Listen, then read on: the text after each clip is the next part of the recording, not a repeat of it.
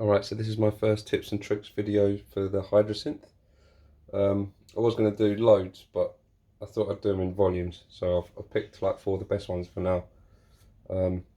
So the first one is changing the speed of an LFO using another. So currently I've got a blank patch, and we'll activate the LFO on the filter.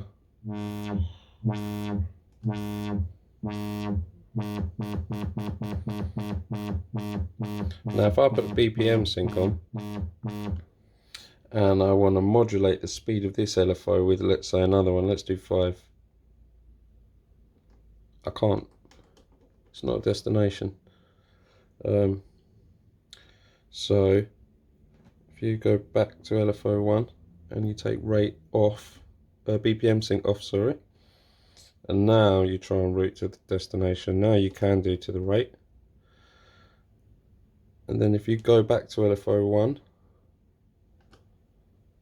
you can put BPM sync back on, and that does work. So now it's BPM synced, but we're changing the rate. So let's bring the rate down to 5, and in the mod matrix stop it from going so fast.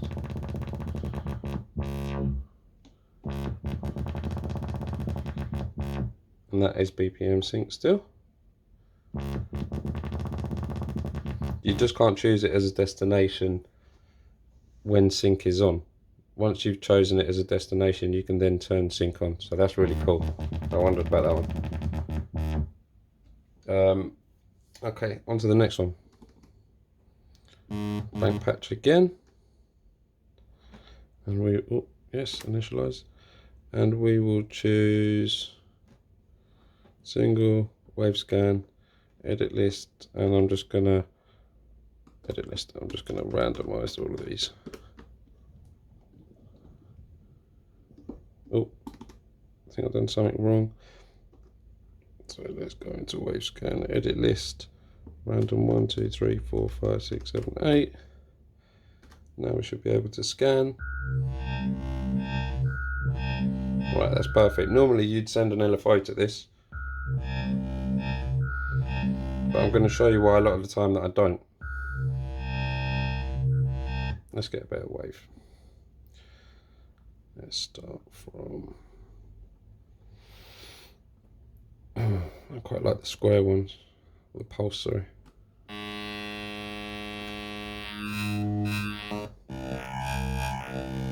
Okay, so let's start from there, and let's send an envelope to it quickly. We'll just use envelope 2 and send that to wave scan.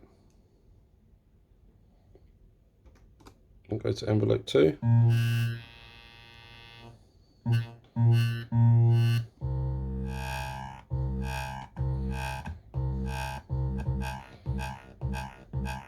That'll do for now. So we've got a little pluck. Now we could make this loop, but instead of do that, what I'm going to do is I'm going to get another LFO. Well, this time I'm going to get an LFO and I'm going to put it to the sustain. So now the sustain of envelope 2 should be coming up and down. Just remember which one I set it to. LFO 3.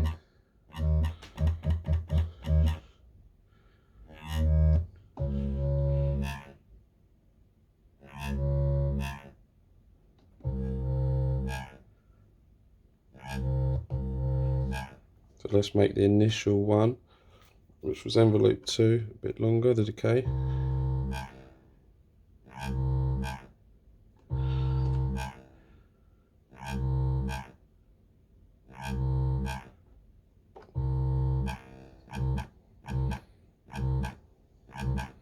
And let's get it to go up.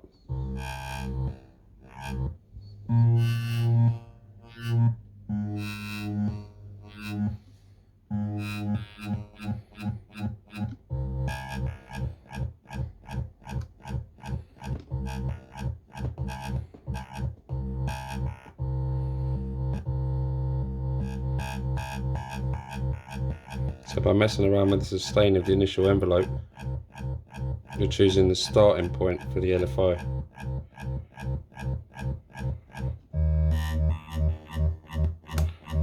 So now we'll just put a mutant on it and thicken it a bit.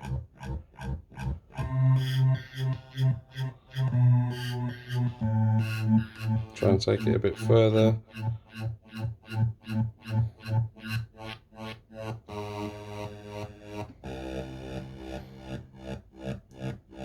Always important to play around with the mod matrix settings and make sure that the right amounts are set according to you.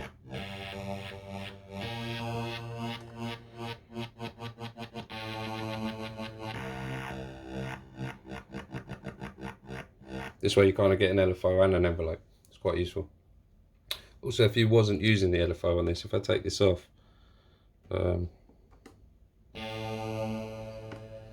you've got a sustain level for the waveform, which I always find quite useful.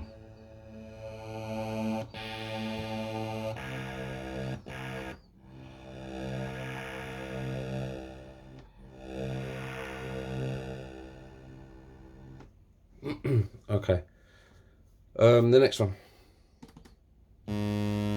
Put the filter down, and we get an LFO, and we will turn it up.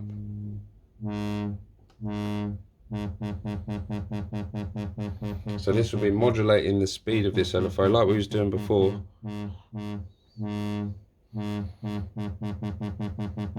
With another LFO. So let's set that up. Oh,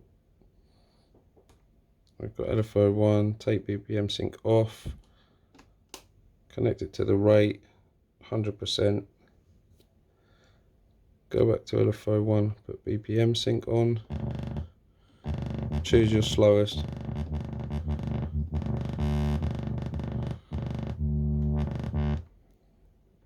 Let's take that off first.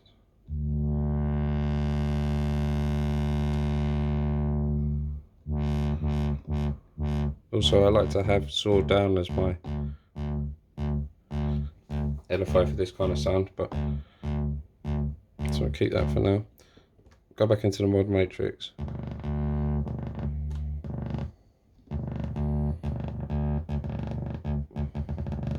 And now we're controlling the speed of the first LFO. But if we go to step, semi-lock on, edit step.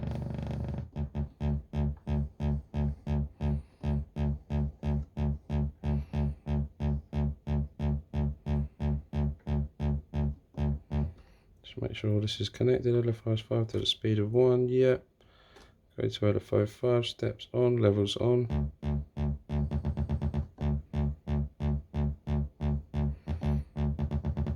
There we go, you need BPM sync on as well, because it's going to sync it to your tempo. So let's go to edit step again.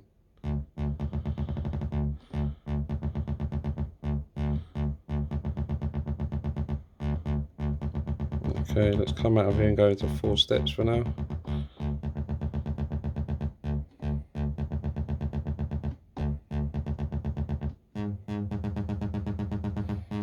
Now you can make that as long as you want it. So if we made it 8, I'd probably essentially make it repeat the same thing. And then have a variation somewhere.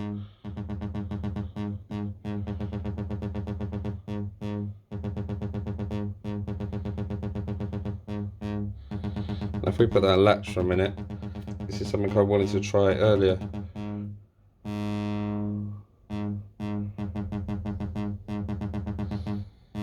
Reversing the polarity of the initial LFO. So sometimes like first note it would go up.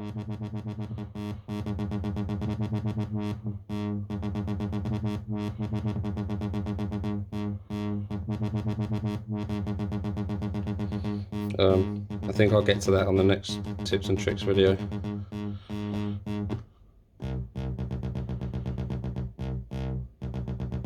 But for now that's really useful. And then if you go I'm on BPM sync on there and on there, so you can have BPM sync with that as well, which is perfect. Okay, the last one is just routing the same destination more than once. It's nothing special.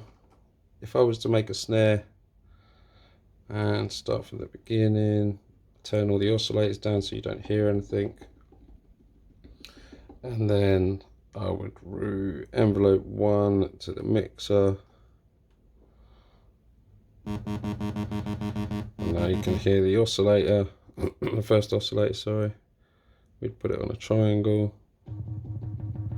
Right, now if I want to put pitch envelope on it, 3 to oscillate, envelope 3 to oscillator, draw a little pitch envelope.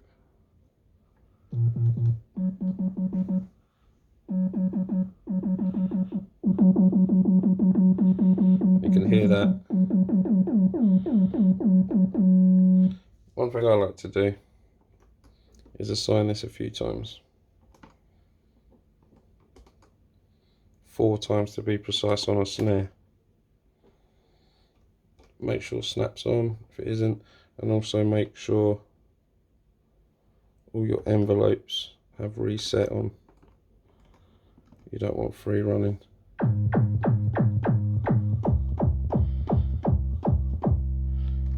Now if I take off these extra destinations that I've put, so we've only got one envelope 3 to pitch, you lose it all.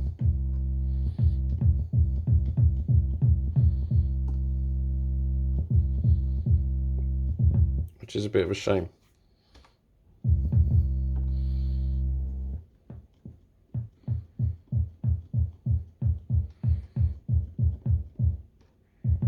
Go back to envelope 3. You do have a hold setting.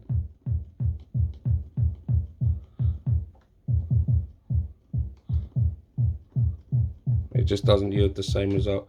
For snares, I find it like it's like on Serum when you're getting like 256 or whatever it does, it lets you go way further than 128, and that's quite useful.